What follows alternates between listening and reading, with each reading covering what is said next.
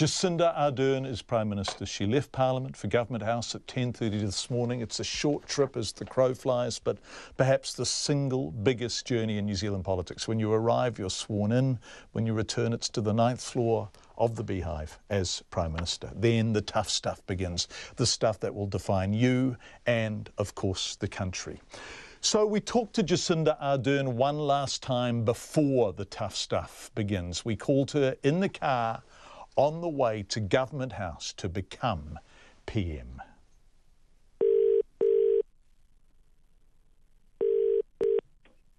Thank you. Hello, John. Hello, how are you? I'm well, thank you. How are you? Yeah, well, I'm good. I mean, I'm not driving to Government House to become the Prime Minister. No, well, I was just sitting here and thinking about actually my sister who's in London and just had a baby this morning. So today just feels generally a very big day. Yep, a baby and becoming PM in the same family in the same day. That's pretty big. What did your sis have? She's had a little boy. Well, not a little boy, Oh, a no. large boy. 9.4 pounds. Goodness gracious me. Fully Wow. What a day in the Ardern family. Yeah, absolutely. It does mean that my mum is over in London with her, but my father is here, which is lovely. He'll be up there at Government House waiting, your dad, as proud can be. And you are in the car on the way up there. Where are you now? Tell us about your journey. You're in the back of the car? Yes, I'm roughly next to a subway and a set of jackhammers by Archives New Zealand. So we're about a 10 to 15 minute drive away. And when you return, the next time you're back in Parliament, you will be the 40th Prime Minister of New Zealand. That is correct. It's an extraordinary thing, isn't it? Yeah, it truly is. And I think there's a significant part of me, whilst I feel a huge, enormous sense of privilege. You know, you walk down the halls of Parliament and you see the portraits of those who have been lucky enough to hold the role before, and there's not many phases, and so I do feel enormously privileged. But at the same time, there is a significant part of me that just is just totally focused on the work that needs to be done. You know, we've called our first cabinet meeting this afternoon. We'll have another on Tuesday. Preparations already begun for APEC. I think there's probably just, as the case for everyone, not a lot of time to process. You just, once you're there, get on with it. Yes, that's what you're there to do. But get on with what? And I guess from now on, once you've become Prime Minister, the interviews you do are going to be full of costings and scrutiny and rigour, as is appropriate. So have, in the car on the way up to Government House, have one last idealistic flourish, untethered, big picture stuff. What is it you want to do? I want this government to feel different. I want it to feel like we are a government that's truly focused on everybody. And perhaps I'm more acutely aware of that sense, having now led a set of negotiations and now a government that brings together a range of parties. I know I need to transcend politics in the way that I govern for this next term of Parliament.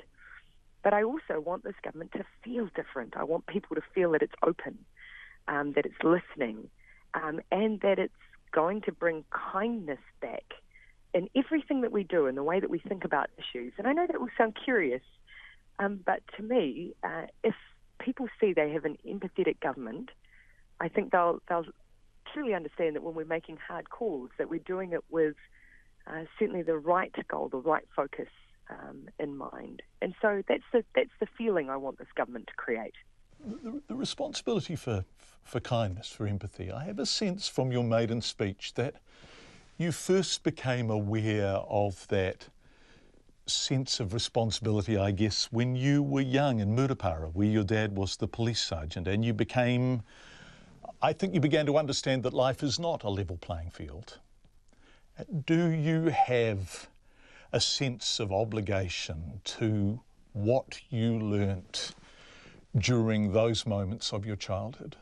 Absolutely. I think, though, that you get, those were memories of mine that are long ago. And I get fresh reminders of that every day. I have to admit, during the negotiations, it was a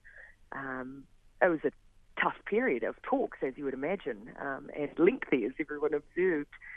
There was one evening when I was walking home, and it was quite late at night, and I was thinking about where we were at, and there were two young men sleeping in a shop near a shop window, and these are cute reminders that as much as we can sometimes draw in a bit and talk about the politics of what we do and the raw politics of what we do, actually, it's not about just preserving people's political careers, or it's not about power. It's about being in the position to make a difference to people who need it most.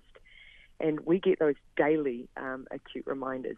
I know, though, that all of the big challenges that we want to address as a government, we are not going to be able to do alone. So the other sense I want people to have is that this will be a government that works with others, that works with the business community, that works with NGOs, with Māori and iwi, with everyone who shares our goals. We need to build a partnership with, because there is a lot to do. Yeah, there sure is. In that answer you mentioned homeless people, and you mentioned the business community. And empathy is a word you use. And I wonder if you see that as central to how you want to be Prime Minister, the ability to see the world from points of view that aren't your own. And, if politicians often accused of being out of touch, empathy is the one thing that I think, that's your foundation, that's your grounding, and we'll keep ourselves in constant check. Mm-hmm. Where are you now? Describe your journey. Where are you? I'm outside KFC. I'm using food-based landmarks for you now.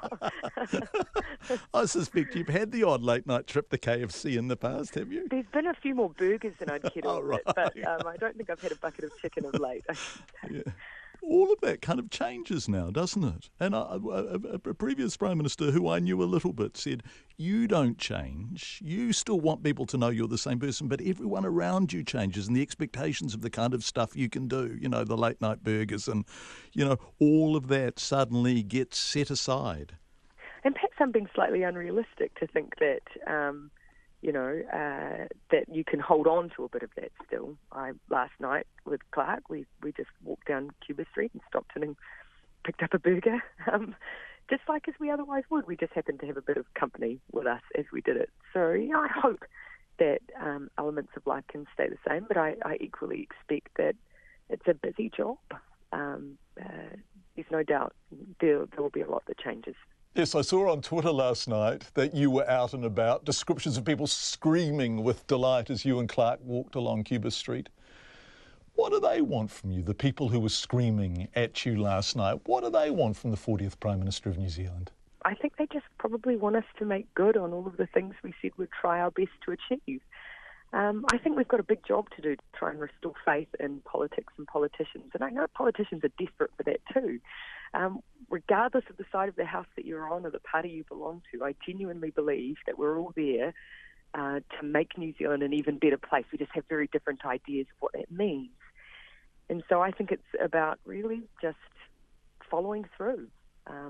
And when we fail, acknowledging that we've failed. When we haven't been able to reach our goal, telling people why. But I think New Zealanders are pretty forgiving people, as long as you're always upfront and transparent. And so that's what I think they expect of us. Congratulations, Jacinda Ardern, on becoming Prime Minister of New Zealand.